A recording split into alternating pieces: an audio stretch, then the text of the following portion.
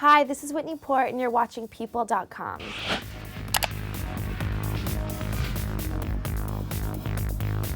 East Coast versus West Coast style has been a very interesting thing for me to have to go through.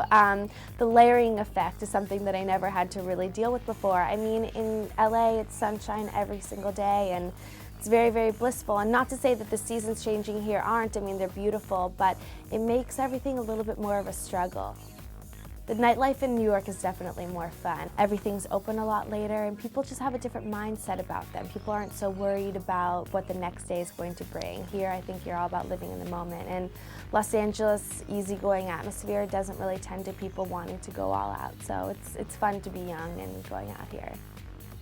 I think the boys in New York are a lot more career-driven, and I think they're a lot more motivated and they have their mindset on something, because here you have to be really fast-paced and really driven in order to succeed. And in LA, it's kind of like this easy-breezy lifestyle where everyone's just waiting for their big break, and it's not the most attractive quality. So right now I'm having a lot of fun meeting guys here.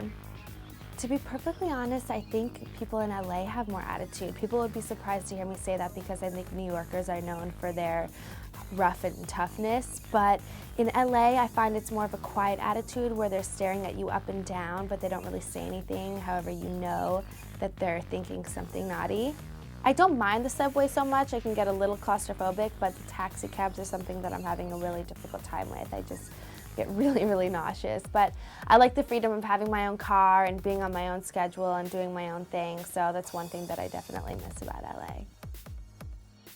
Well, there's definitely been more drama for me on the city than on the hills, because on the hills I was purely career oriented. I didn't have any of my private life on there, so I wasn't faced with that. But in the city, for me, there's so much more drama because it's sort of centered around my life, so there's really no comparison there.